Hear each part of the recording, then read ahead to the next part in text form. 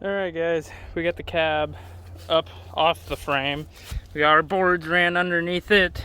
We ended up having to go to a smaller board. I hope these are strong enough. They should be, but we're about to lift the cab.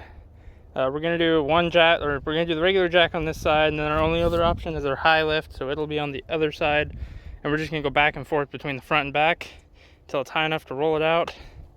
I'm gonna try to record us doing that, but being that I'm using my phone, I don't really have anything to set my phone up on, so it makes things a little bit complicated. But we're gonna set the jack stands under each board after we get it to a certain point.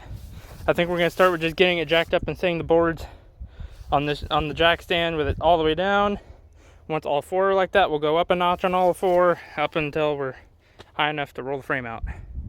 Alright, I'm sure plenty of you are wondering why I'm putting the red cab on this frame instead of just building the solid axle swap on Lolly's chassis, and that's because I want the long bed chassis. I just want the long bed. I like them better. They look better in my opinion, lifted and everything. So that's why we're going through and taking this time to pull the tan truck's cab off and swap Lolly's cab onto it. Alright, we're slowly getting it. Right now we're just deflating the front tires. We're gonna see if that gets us enough clearance to get it out from under, because we really don't want to go any higher. It's been really sketchy. That's why I haven't been recording, because I'm just trying to make sure that we don't get ourselves hurt, because these boards are not made for this, but it's what we had. We could have used the big huge ones, but they would have been a hassle, so this is where we're at.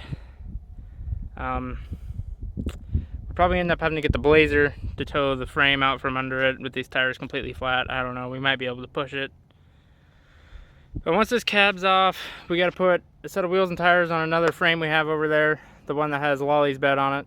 And we're going to set this cab down on that frame, and then this will just be a roller, like just literally a bed and a frame. And then it'll be up to getting Lolly's cab off of her frame and getting it under this one. So we're getting there. While I'm in here, I'm looking at everything, and this stuff's so filthy, it's ridiculous. That motor literally leaked so much oil. I've never seen anything leak this bad. The oil goes all the way under the cab, it's under the bed, it goes way back there. The carrier bearing is completely shot. But I'm gonna end up going to a one-piece drive shaft. Yeah, we're gonna probably use a one piece out of a full size as long as it's long enough. I may have to get it shortened, but if I do, that's fine. We're trying to get it done as soon as possible because it rains tomorrow, and we don't know how these boards will do in the rain because they've been sitting in a barn. We're worried that when they get moisture, they'll get real weak.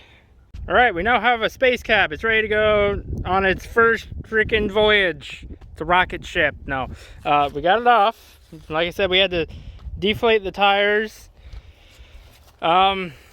This isn't the safest way to pull a cab off, but I will say it does work, for sure.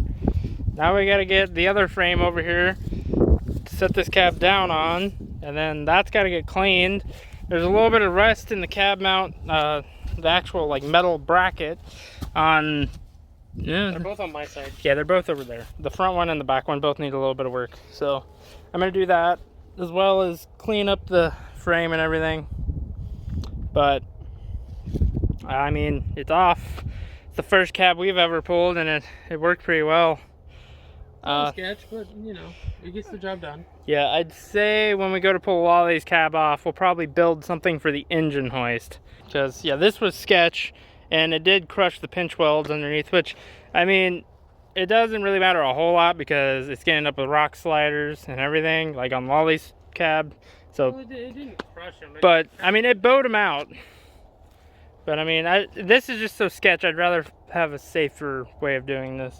I mean, the next thing is going to be clean up the frame, because I might as well while I'm in here. And then, yeah, I mean, it's going to be order the solid axle kit, buy solid axles, fix any rust and everything that's here, because the frame is what I care about. The cab, eh. But yeah, I mean, it's off. It's going to be slow little updates for this truck, but you know, only having my phone makes it a little bit harder to film because I have no way to set up my phone to record us while we're working. So I'm gonna have to figure something out. One-piece drive shaft for sure coming. Transmission cross member will end up having to get custom made. So honestly, what I may do before I put the cab on here is actually set the engine and trans and everything in here, get my cross member made, and set the pinion angle so it'll be right. And then, which I mean, it's gonna be kind of hard to do without having the axles in here already, but I'm sure I can find a base number to run off of, and then I can set my rear axle to that.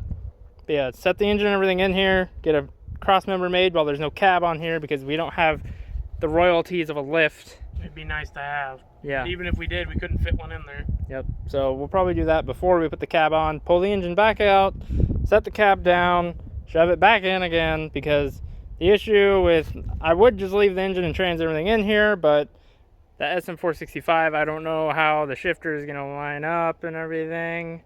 And floor clearance. Yeah, floor clearance. I don't know, maybe it'd be best to have it in here and then set it down. I don't know, it's another thing too, like where technically having the cab off would be easier to set your front axle stuff up. Yeah, but at the same time, but then I gotta have the front fenders to set, to align it, and yeah. Yeah, I need the front fenders to set where it needs to be. Lift would be amazing. Yep. Because yeah, you can be like, oh, here I need to do this to mock it up, lift the cab up. Now I can weld it all, finish weld it. Yeah, but we're doing it in the backyard, so that's kind of what makes this a little bit different from most people building one of these. If you're building a solid axle swap S10 in a backyard, then this is the series to be watching. Essentially, yeah, we're going to show you how to build a solid axle swap in the backyard. Literally. Because, I mean, as you can see... I mean, it's one of those things, if we need power, we have to go to the house, because there's no power over here. Yep. Which we need to fix that generator, because it's also a welder, which would be nice when it comes time to weld all this. Yeah, for now, that'll probably just conclude this video. We're going to get this cab set down on another frame and everything, but that's all boring stuff. You don't want to see that. That's going to conclude it for this one. I know they're short videos, but at least it's something for you guys to watch in the meantime. It'll get interesting once I get my axles and everything cleaned up and prepped, because that's when the fun begins. We will catch you guys in the next one.